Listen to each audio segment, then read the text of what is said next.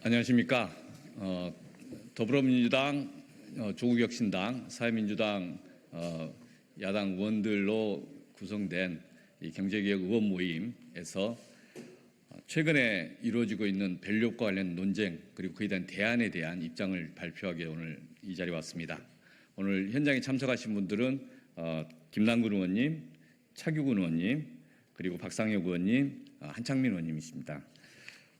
제가 이번 정기국회 전에 밸류업에 관한 이야기들이 많이 있었습니다. 정부의 밸류업이 정책이 과연 진정성이 있는 거냐, 뭘 준비하는 거냐. 그 밸류업의 내용의 핵심이 상법 개정 등을 통한 회사 지배구조 개선이 포함되어 있는데 실제 그걸 추진하고 있는 것이냐, 말만 무성한 거 아니냐. 그래서 이번 정기국회 때 상법 개정, 특히 회사법의 지배구조 개혁을 위해서 구체적으로 추진하자, 이런 말씀을 좀 저희가 모으고 있습니다.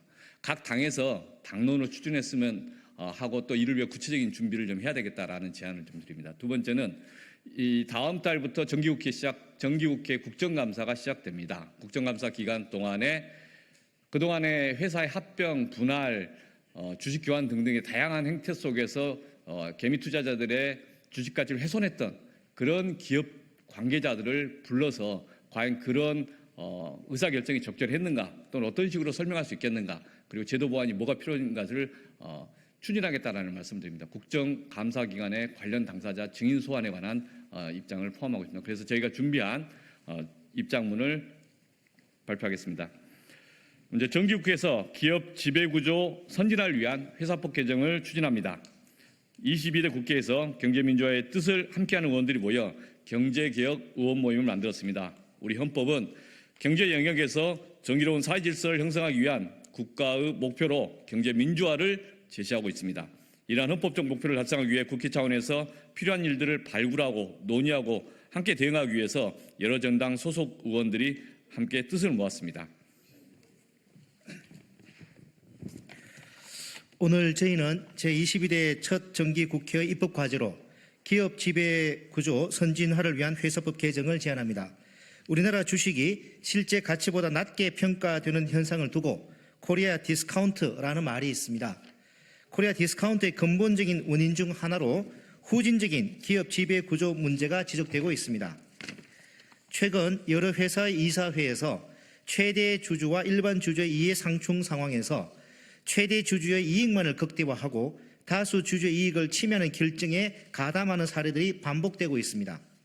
가장 대표적인 사례 중 하나가 2015년 삼성물산의 불법 합병 사건입니다. 삼성그룹 경영 지배권 승계 과정에서 제1모직이 구 삼성물산을 흡수 합병했습니다.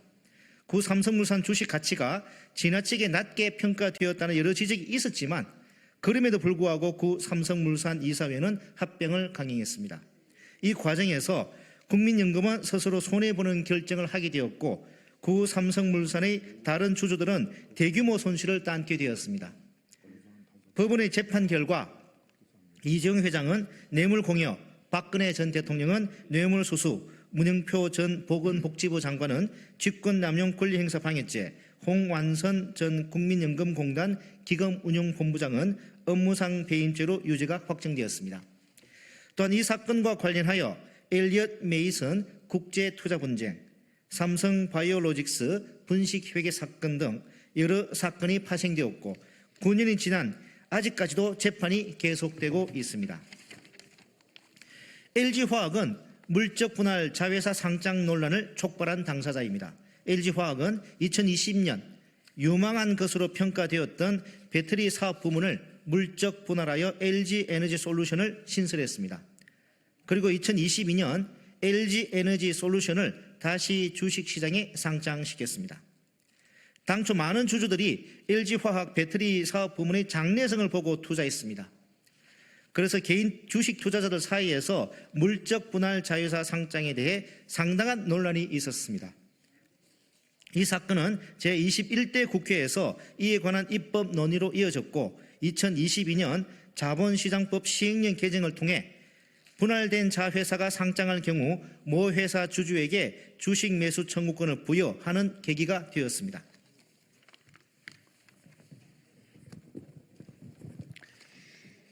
이러한 사례들은 최근에도 이어지고 있습니다. 지난 7월에는 SK그룹과 두산그룹의 지배구조 개편과 관련된 논란이 있었습니다. SK그룹에서는 SK이노베이션의 SK-E&S 흡수 합병 추진이 문제되었습니다. 경제개혁연대는 자산 가치만을 기준으로 본다면 SK이노베이션은 약 23조 5천억 원으로 SK-E&S의 약 3조 8천억 원을 크게 웃도는 수준이라고 지적했습니다. 그런데 막상 합병 비율은 SK이노베이션 1주당 SK-E&S 1.19주로 산정되었습니다. 이 합병은 최대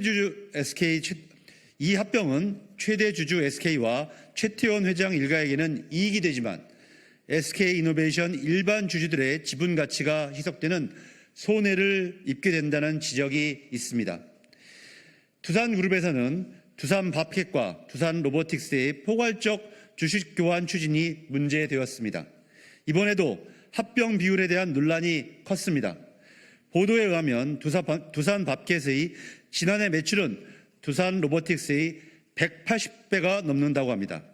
그런데도 주식 교환 비율은 두산밥켓 주식 1주당 두산로보틱스 주당 주식 0.63주로 산정되었습니다. 두산밥켓 주주들에게 일방적으로 불리하고 반대로 두산로보틱스 주주들에게는 유리하게 산정되었다는 비판이 제기된 이유입니다. 이러한 논란은 중견기업에 대해서도 다르지 않습니다. 지난 7월 신성통상의 대주주 가나안 등은 신성통상 주식을 공개 매수한 다음 자진해서 상장 폐지를 하겠다고 공시했습니다. 신성통상의 경우 수익이 나는 기업이고 배당 가능 이익도 충분하지만 대주주는 배당을 하지 않고 상장 폐지를 추진하겠다는 것입니다. 개미 투자자만 손해를 입게 되는 비판이 있습니다. 만약 이사회가 전체 주주의 이익을 중요하게 처리하려고 노력하였다면 앞서 말씀드렸던 바와 같은 사례는 발생하지 않았을 것입니다. 이제 국회가 개미 투자자들의 분노와 좌절에 답을 해야 될 때입니다. 문제되는 사례가 발생할 때마다 사후 약방문처럼 그때그때 땜질하는 그런 식의 대책은 분명히 한계가 있습니다. 이번 정기국회에서 반드시 기업 지배구조 선진화를 위한 회사법을 개정하겠다, 상법 개정을 꼭 이뤄내겠다, 이러한 결기를 국회가 보여줘야 됩니다. 그동안 정부와 정치권은 코리아 디스카운트를 해소하기 위한 노력을 게을리한 채 사실상 방치해 왔습니다. 윤석열 정부는 총선을 앞두고 지난 1월 17일 소액주주의 권익보호를 강화하겠다며 이사의 책임 강화, 주총 내실화 등을 주요 내용으로 하는 상법 개정을 하겠다고 밝혔지만 구체적인 추진을 위해서는 아직 한 발짝도 못 나가고 있습니다. 말만 소액주주 보호, 말만 상법 개정을 하고 있는 것입니다.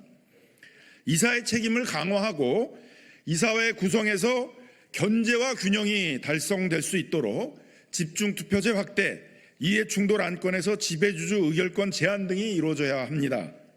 합병 분할과 같은 특별한 경우에는 소수주주의 이익이 보호될 수 있도록 소수주주 다수결과 같은 장치가 마련되어야 합니다.